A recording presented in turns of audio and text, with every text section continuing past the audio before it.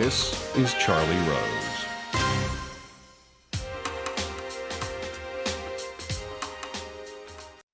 Explosions rocked London this morning, causing at least 37 people to be killed and perhaps more than 700 injured.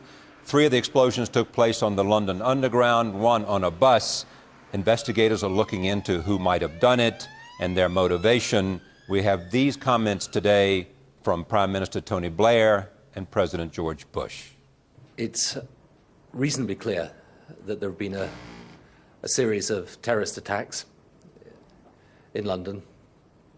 I think we all know what they're trying to do. They're trying to use the slaughter of innocent people to cow us, to frighten us out of doing the things that we want to do, of trying to stop us going about our business as normal as we're entitled to do. And they should not and they must not succeed.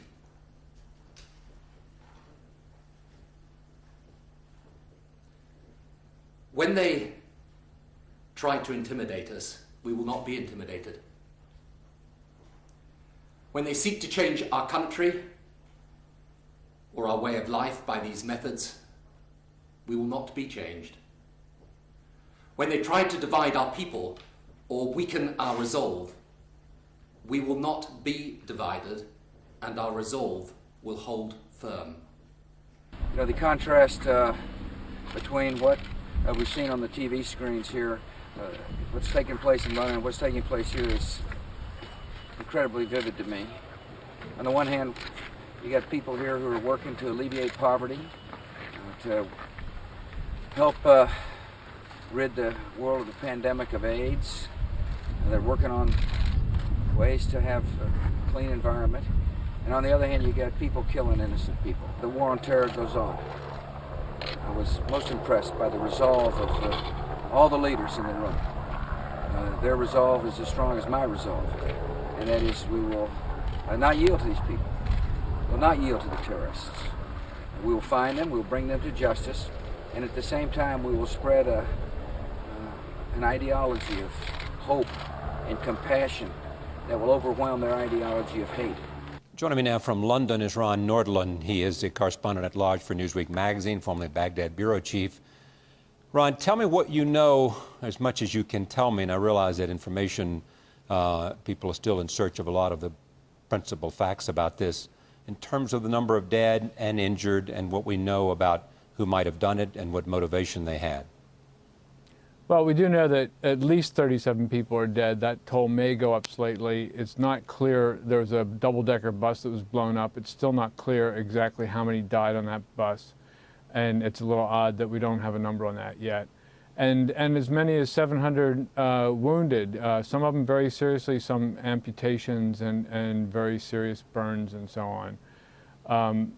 And that's not as high a toll as obviously in 9/11 or in 3/11, the Madrid bombings, but a pretty serious toll nonetheless. And the effect on the city was to essentially shut a city of some 8 million people down entirely for a day.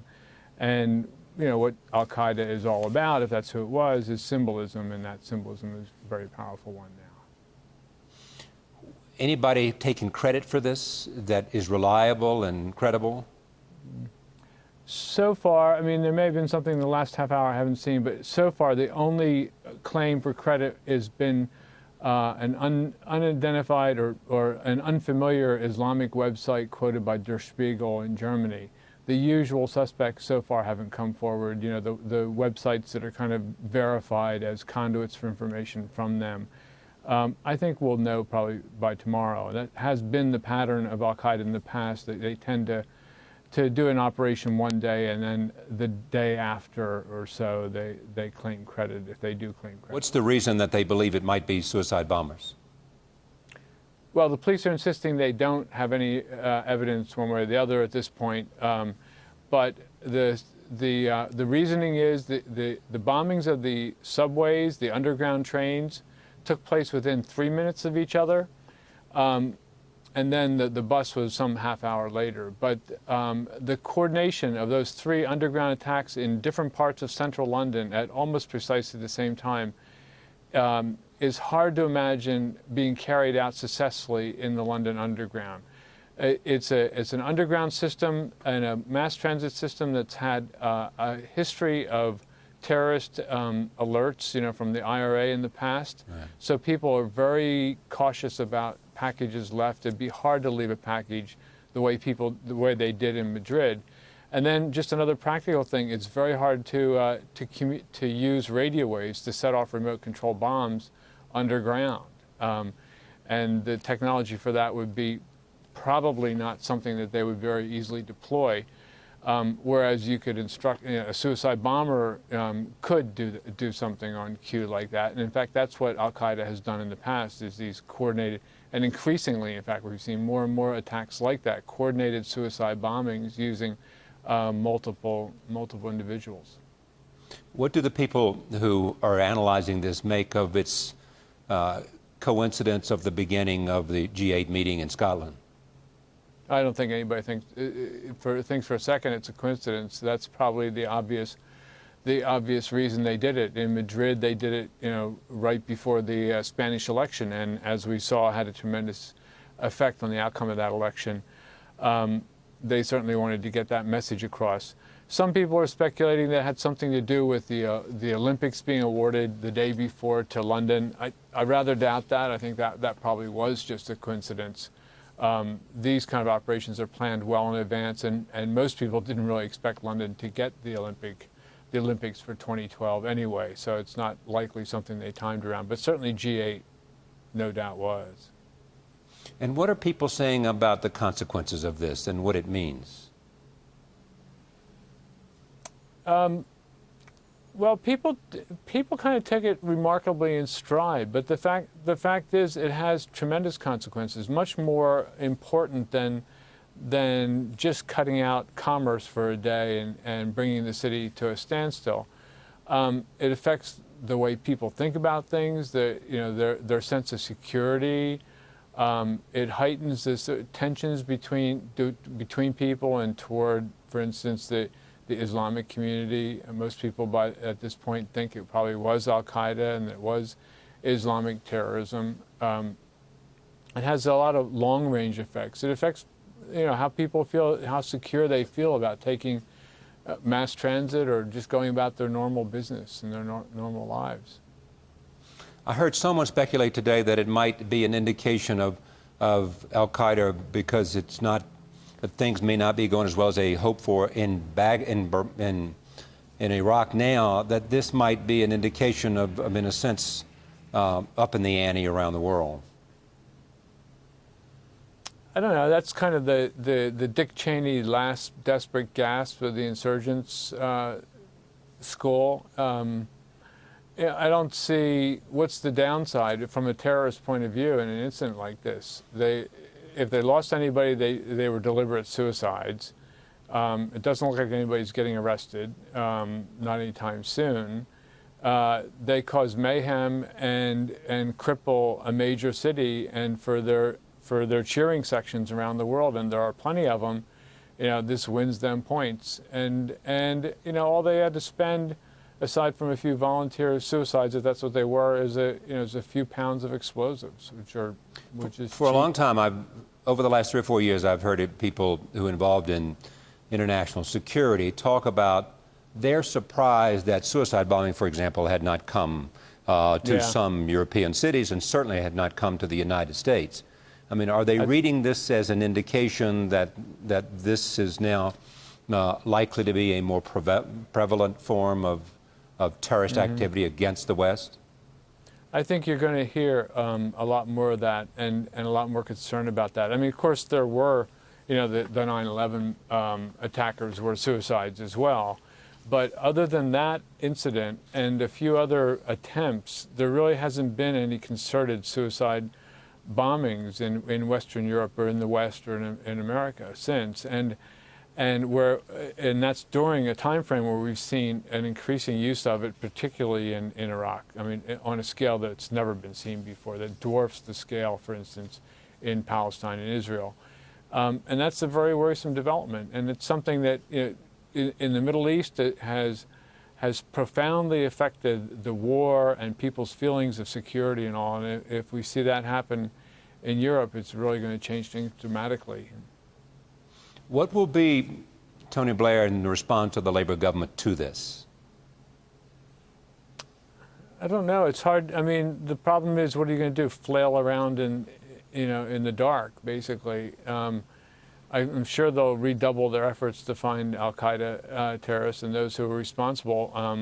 But that's something they've been working very hard at anyway. They didn't expect this to happen. They were ready for it in the sense that they've been planning ever since 9/11 for some major attack here.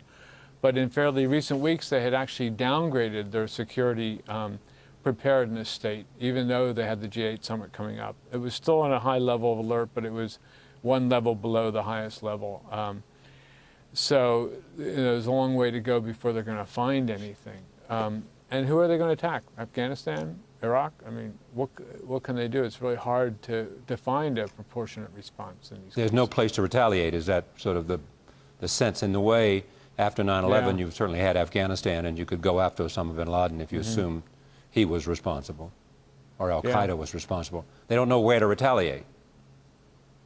No, that's right. I mean, one of the results of this kind of terrorism, and one of the goals too, is to create an environment in which we do resort to meaningless retaliation and meaningless and to attacks on people because they're Muslims or because they're maybe fundamentalists, and the whole goal being to provoke this kind of much wanted Third World War between Islam and the West.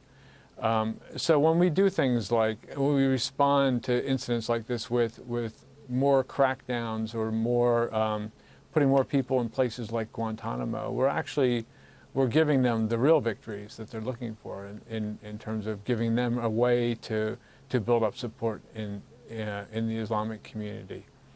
So what options does the administration in London or the administration in Washington have? No good options. It's asymmetrical warfare, and they have all the advantages in this kind of situation. And the G8, what's going to happen to the G8? I think there's going to be a lot of discussion given to, are these big summits really sustainable and doable in the future? I mean, even before this attack, the police had a very difficult time on the streets in Scotland. Some 1,500 police officers, which in this country is a fairly large proportion of the force, devoted to just keeping those premises secure. And all these big events, summits, G8s, group of sevens, Kyoto conferences, they all become big magnets and opportunities for terrorism. And I think that we'll see a lot of rethinking about just how necessary is it to do this, to provide them with this kind of. Are they surprised that no one has come forward to take credit for it? No one's come forward to make demands as they did after Madrid and the election? Yeah, it's early days, and I think in Madrid, as I recall, it wasn't until the next day that we heard those demands. And they had a lot of other mixed cases. signals from you had mixed signals from the Spanish government as to who might be responsible too. Well, yeah, Aznar blamed ETA, which was very convenient for him, and in that vacuum of anybody claiming credit for it, it was convenient for the government to, facing an election campaign, to blame an unpopular domestic terrorist suspect, and the result of that was mud all over their face, and they lost the elections. So I think people here are being very cautious about pinning blame, but I think by tomorrow we'll have a better idea. Much has been said, not only today, but especially today, about the fact that the British people have been victimized by terrorism. They've certainly, during World War II, the British were bombed. What's the reaction of the British man on the street, so to speak, or the woman on the street, and what's the conversation that you hear among the civilians in London? Well, I was struck today with just how much in their stride people took it in London. they were really calm about it. Even the attacks themselves, there have been some reports of people panicking and so forth, but in most cases, people got things under control themselves even before authorities arrived, and managed to evacuate pretty calmly. And I think that there's a sense that they're kind of used to this. They've had a lot of, although on a smaller scale, in most cases, a lot of terrorism from IRA and a certain history of enduring it. Thank you so much. You're welcome. My pleasure. Ron Nordlund, correspondent at large for Newsweek magazine. In London, we're in Idaho, and we'll be back. Stay with us.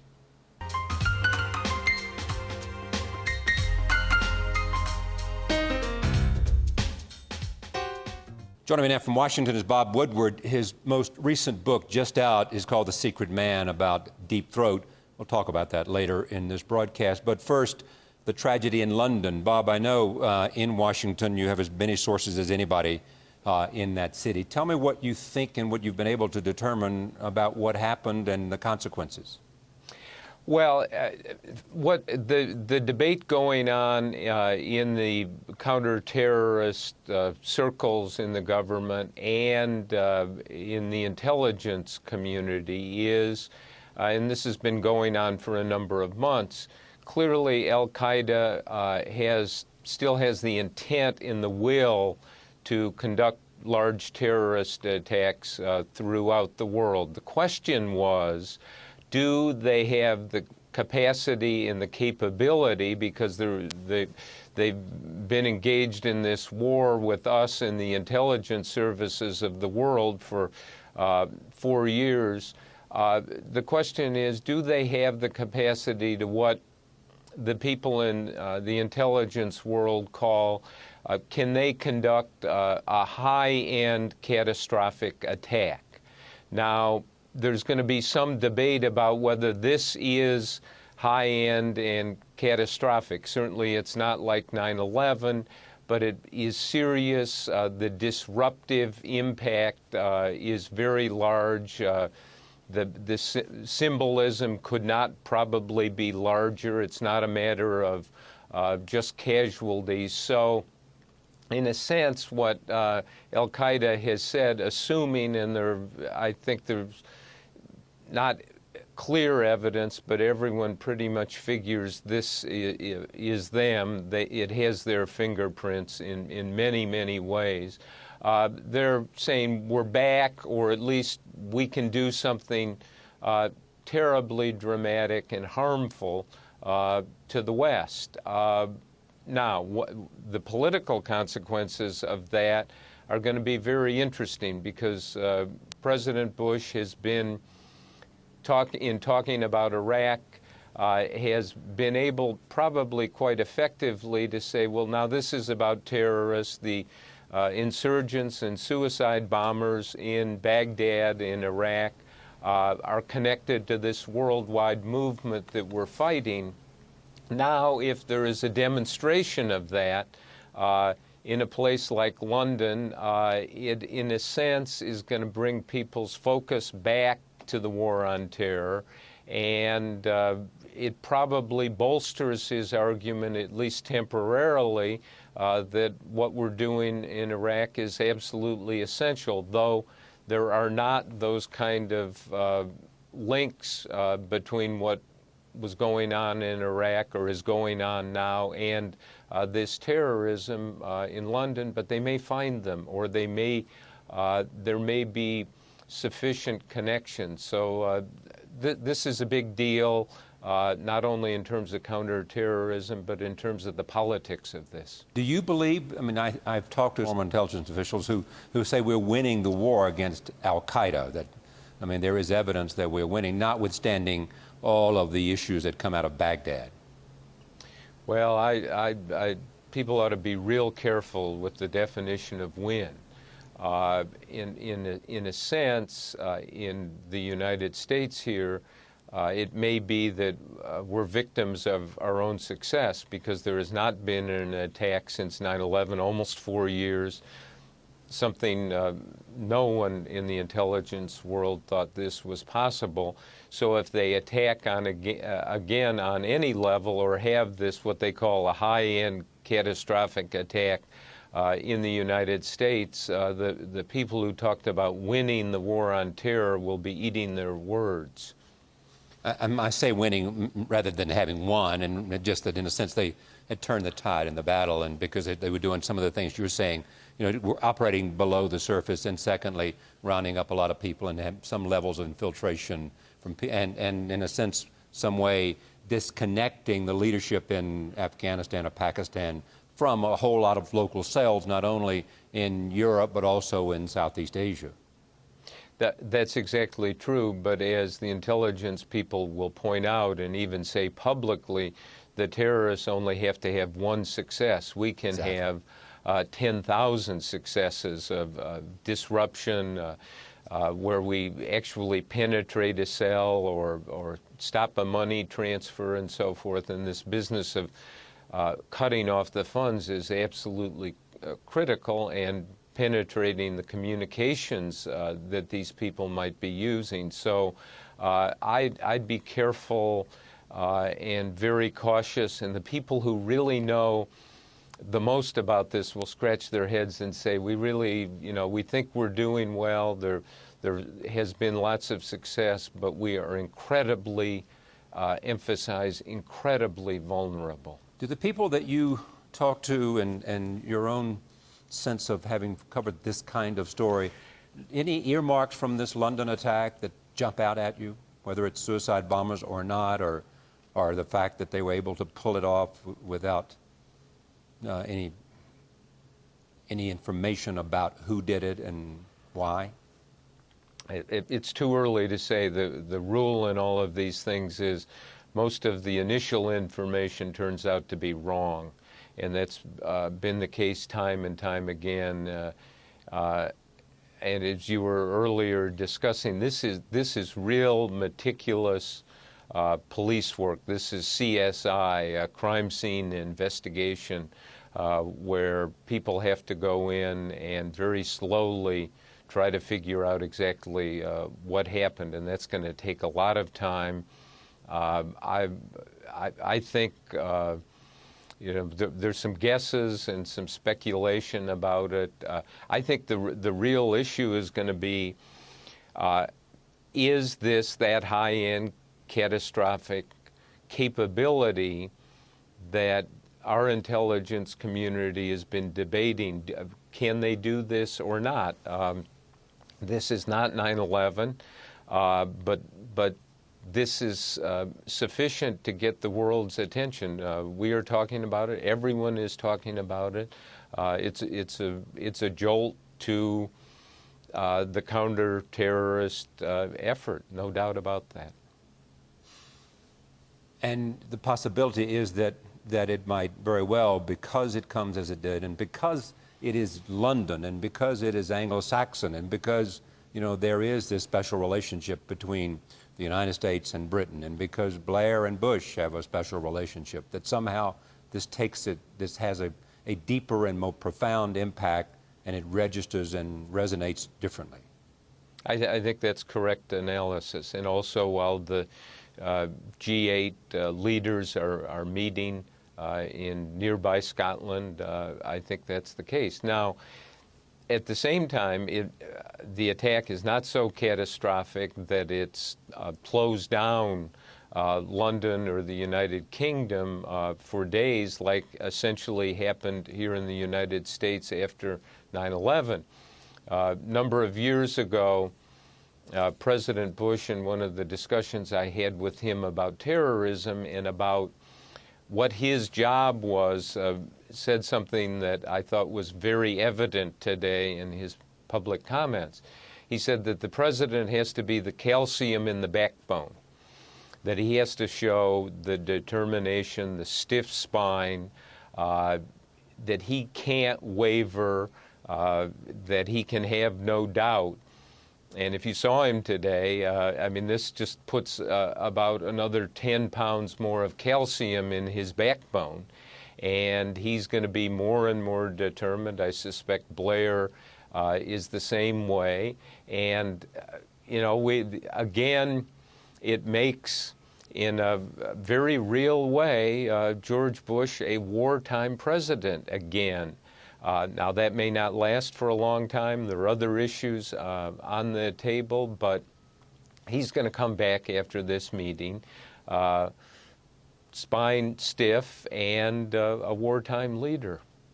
And so the message he sent out with a national address that Baghdad had become the center place of the battle against terrorism, this simply ratchets up the idea that we are in the midst of a war and that we better be on a war footing if, in fact, we don't succumb to fear and succumb to a basic change in the way we live our lives.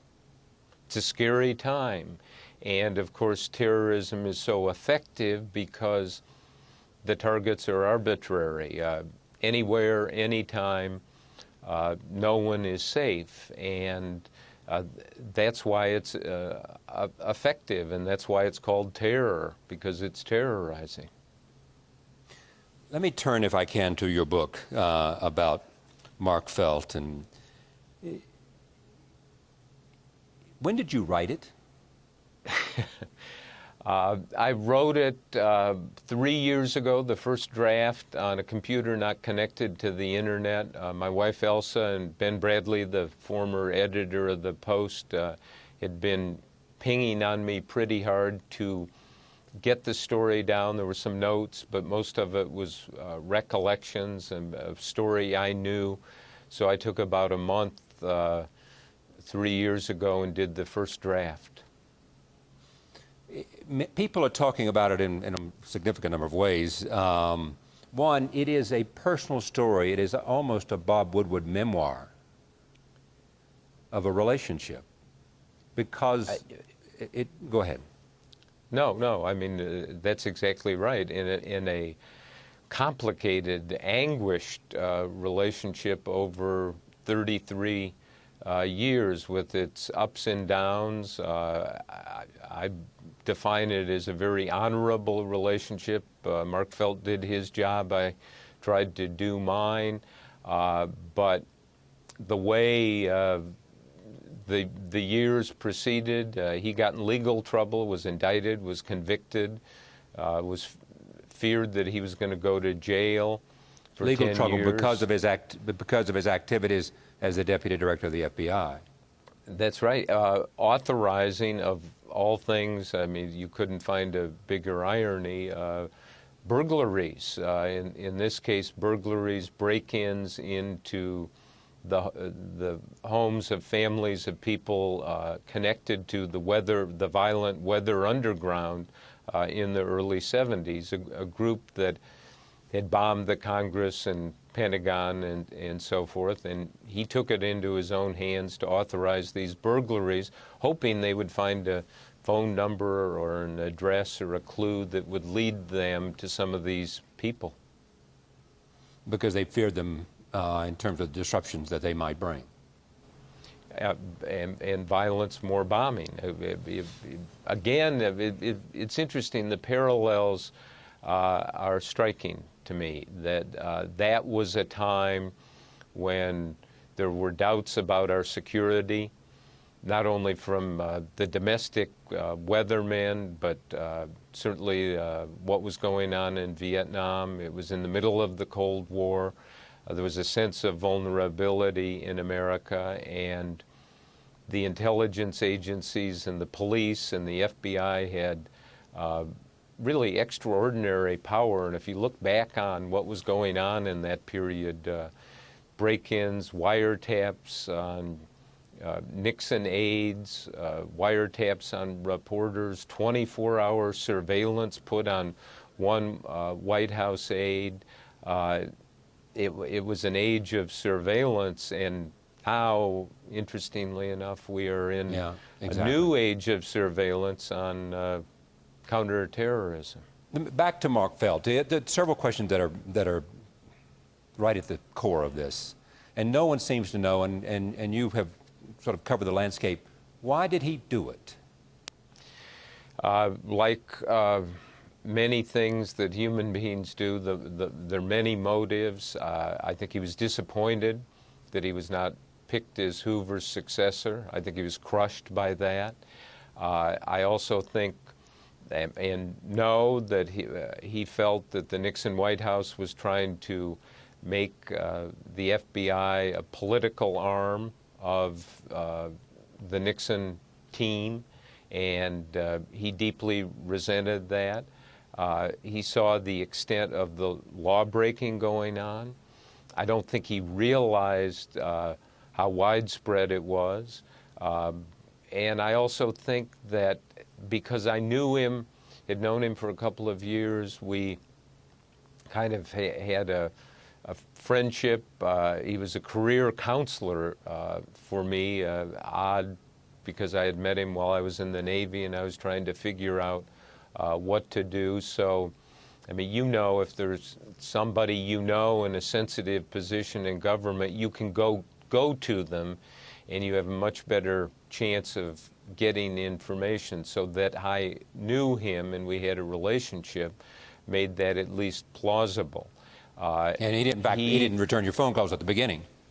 That's right, and he was hesitant, and there's a ambivalence that runs through all of our relationship in terms of him giving me information about the Nixon crimes and abuses of power. And he tried to insulate himself, and he very cleverly set up this system of contacting each other and meeting in an underground garage, which I was just starting reporting then. I, in a certain sense, I thought maybe this is typical, but believe me, it's not typical. I've never, no one's asked to ever meet in an underground garage since. Have you ever had that occur to you?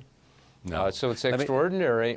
But in doing it, he protected himself. He made sure I wasn't followed, and he didn't want to use the phone, though we used the phone more than we should have, probably. Because you called him.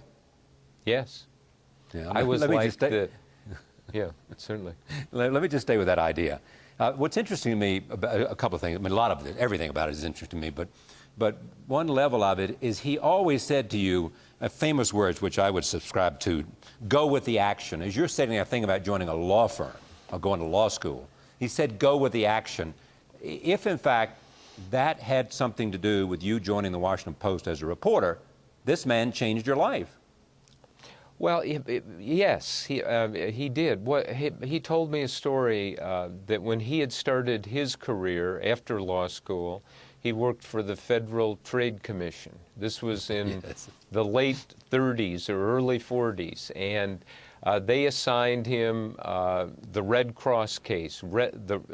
There was a brand, literally, of toilet paper that had Red Cross brand on it. It was like Kleenex, but it was Red Cross. And his task was to find out whether this gave this brand of toilet paper a competitive advantage because people thought it was the American Red Cross and it had somehow was safer or had been made by the Red Cross, or that money, profits would go to the Red Cross or something like that. And he hated it. And he told me this story, and he said, don't get trapped. And that's the other side of it. Go with the action. And I was thinking of going to law school. My father was a lawyer and a judge, and it seemed an obvious career track to take. And what Mark Felt said was kind of a life ring. He kind of said, you know, figure it out inside. Don't let somebody else make these decisions for you. And the idea of going to the law school and spending 3 years in school again after college and after 5 years in the Navy just gave me the jitters. And so I went to the Washington Post and asked for a job. And how long after that did the Watergate break-in occur? Well, I had a tryout at the Washington Post for 2 weeks, which I failed. miserably, and went It's to like work Michael for a Jordan weekly, not making the basketball team. and then I worked for a weekly paper in Maryland for a year, and the Post hired me because I'd done some stories that they wanted to have, quite frankly, and I'd worked at the Post 9 months before the Watergate break-in, and then that Saturday I was called to work. The reason I have you tell that story is that maybe part of his motivation is he just loved being part of the action, and beyond feelings about Nixon and Patrick Gray and feelings about his beloved FBI and his feelings about, might have been very well a sense of wanting to be a player in the action other than being deputy director of the FBI. I think that's part of it, and he was an old spy hunter Right. for Nazis, and so he learned this counterintelligence tradecraft, which he put into practice. But also, don't lose sight of the fact he was right about Nixon, that what Nixon did, the scale and depth of criminality and abuse, still, you go listen to the tapes or hear what went on in the Nixon White House, it's frightening. And You say it's a he was gift that right keeps on about giving, so that. to speak. Yeah, those The Nixon tapes are the gifts that keeps on giving in terms of understanding criminality and understanding the corruption of power. And that we had a president who was really the wrong man, that he did not, for reasons that are complicated, I mean, talk about not being able to fully establish motive. What was Nixon's motive? I mean, here he was president, and you listen to the tapes, and one word comes to mind: small. That he wants to use the presidency as the instrument for personal revenge. Well, Mark Felt heard some of this and knew it from Nixon, and knew some of it from Nixon's aides, who would call him at home and say, get on this, do that. The ITT scandal before Watergate, the White House tried to cover that up and get the FBI to say things that were not true and so forth. Let me move to two things. Knowing you as I do, a reform lawyer as I am, knowing you as I do, knowing what efforts you went to get to see Director Casey in a hospital, I'm perplexed by why you wouldn't have, notwithstanding whatever you felt, gotten to Mark Felt and gone to see him before you did, and had more conversations than you did. It's perplexing to me, and I can't imagine how you feel about that now. That's an excellent question, and I can tell you what I felt and what I did. He was headed for jail, and he was convicted. Instead of going to jail, the judge imposed a small fine, $5,000, and then Reagan pardoned Mark Felt. And so there is that whole period from about 1976 to 1981 when this person who had helped me so much and helped Carl Bernstein in the Washington Post and myself, Mark Felt put it, untie the Watergate knot, figure out what it was all about, was he was in right great in that. distress. Pardon? He was right in that judgment, wasn't he? He helped untie the Watergate knot. He did, absolutely. And he was going through an awful time in his life, and he was angry at me. And I felt, after he got pardoned, that he had dodged so many bullets. And he went off to California to live with his daughter after his wife died. I believe his wife died in 1984. And I just felt that, quite honestly, I was distress in his life. And so, we'd done the Watergate story. Why would you be the stress in his life? Are you saying that you were the stress in his life because he felt like he'd done the wrong thing, or you reminded him No. of what? No, I mean, first of all, he didn't know he'd been called Deep Throat. Well, he did after all the president's men. He did, and I think that was a shock, because when I called him to ask about it, he hung up. I don't know how Yeah, but I often mean, you've had. Well, that hurts, and he meant Bob, it. but how many people have hung up on you? I mean, goodness, how many people have hung up? I mean, not too many. Only one person in government I know has ever hung up on me, in addition to Mark Felt, and that's Judge Silberman when he was Deputy Attorney General. Or maybe, no, actually, I hung up on him because what he was saying was so offensive. But it's unusual to hang up on people that you know. And then I saw the distress he'd gone through. His book came out in 1979, and he told this story of FBI agents coming to quiz him every day, being called before congressional committees and so forth.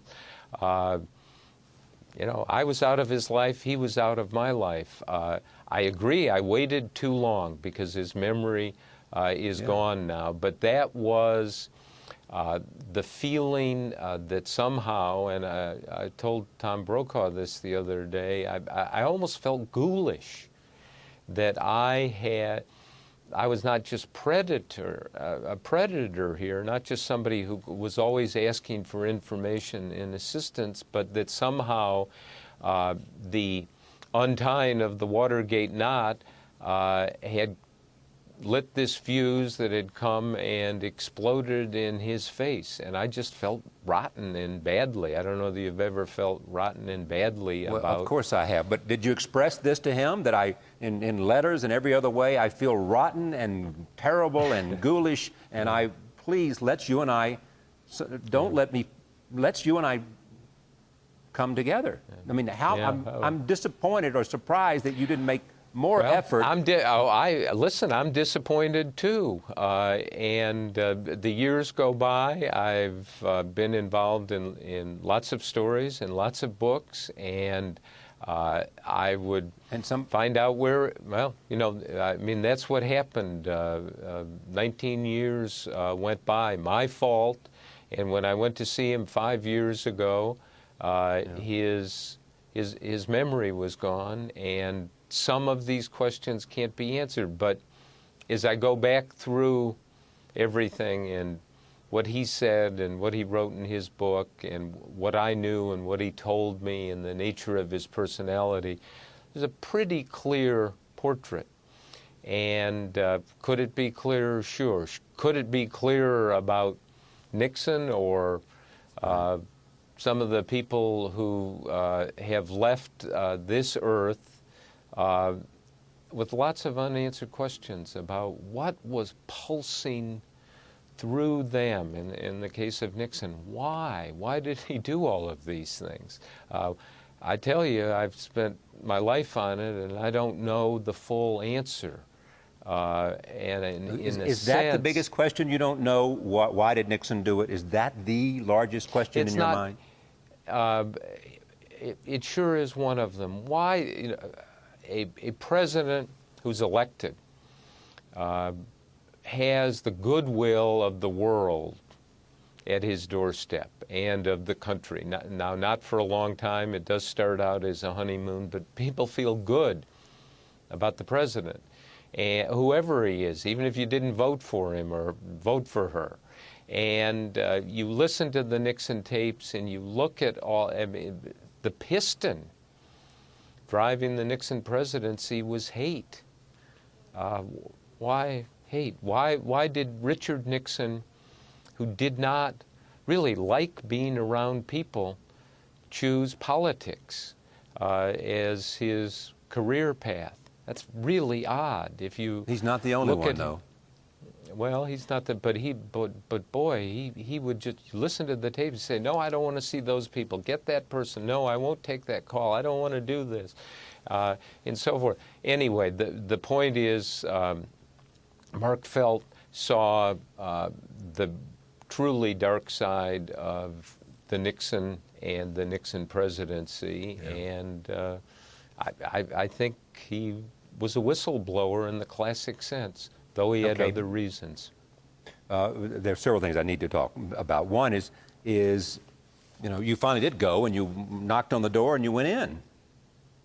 I mean, might have done that earlier too, but on levels of you're a great regret. assignment editor, Charlie, and we should have had this conversation 15 or 20 years ago. Well, you've accused me of that before, then.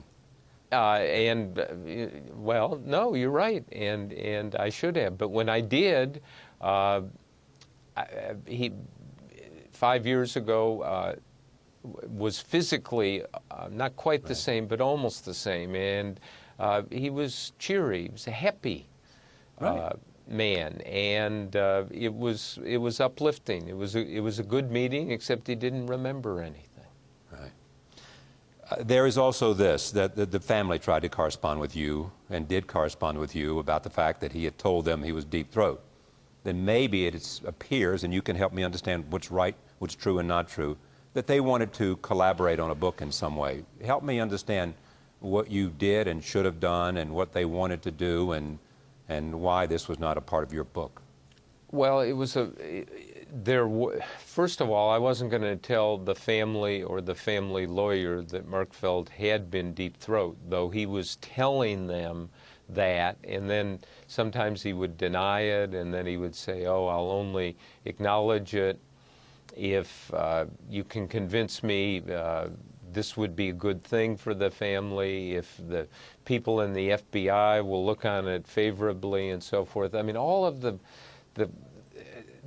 denial of being this source was so embedded in his personality that the family got contradictory pieces of information about it. I consulted Ben Bradley and my lawyer, Bob Barnett, about this, and they both said, can Mark Felt, the Mark Felt you knew that you made your agreement of confidentiality with, is that the same person? Can he release you from that agreement, and is he competent to do that? And is he really going to be able to do it voluntarily and completely? And after my meeting with him, he remembered me, and there was a fondness, oddly enough. There was none of the anger, but he didn't remember anything about our conversations and our dealings. He didn't remember Nixon or why Nixon resigned and so forth. So how do you cross the threshold of making a new arrangement with somebody who is in that state? And my lawyer and the great Ben Bradley said, you just can't do it. It won't work. So you were prepared to wait until he died before you disclosed? That's correct. It's an extraordinary story, and it says, I'm amazed when I read it about people I know well, like Stan Pottinger. Stan Pottinger did, I think, an amazing act of friendship for you. I agree. He's my new hero. He should be. Tell people what it was. Yeah, exactly. I mean, and now you can tell that story. Or Richard Cohen, who is a friend, and you had to, who thought he was on the trail, and I lied to Richard Cohen. And you lied to him. We should say what happened with Stan Pottinger. He was the Assistant Attorney General in charge of civil rights and investigating these FBI burglaries. He had Mark Felt before the grand jury, and one of the grand jurors at the end asked Felt if he was deep throat, and Pottinger saw Mark Felt just flush and grow incredibly nervous, and he said no. And Pottinger went up to Felt off the record and said, you're under oath, you have to answer truthfully, but I believe that question is outside the boundaries of our inquiry, and I'll withdraw it if you want. And Mark Felt blurted out this withdraw the question as if somebody had given him a way to save himself in a way that Stan Pottinger realized Mark Felt was Deep Throat, and we had lunch. This was in 1976, and Pottinger taunted me with it and said, I know who Deep Throat is, and I did a dance, and he told me this story, and Stan said, you know, well, it wasn't just a pass. He realized that preserving the confidentiality and maintaining the agreement that we had made was vital to me to do my work. And for 30 years, he kept that secret. Every time I'd run into Stan Pottinger or get a call from him, I would tremble because he's a writer now. I thought he was going to write a book about it or a story or an op-ed piece, and instead of Vanity Fair scooping us on this, it might have been the op-ed piece by Stan Pottinger in the New York Times. Oh, I would love to have had a conversation with Stan Pottinger when she told me this, and I would have been able to call you up and say, I just had lunch with Stan Pottinger. Can we talk about something? I am sorry that Mark Felt didn't tell his own story before. He was incapable of telling it with full memory, and given the two sides of this story, you have given us an insight into I think, an act of great conscience by somebody. He not only put you on the right career that you were best at, but secondly, he helped untie the Watergate knot, and it continues to unfold as the curiosity about this book and this story indicates. I thank you, and congratulations on another book. Thanks. Bob Woodward, thank you for joining us. See you next time.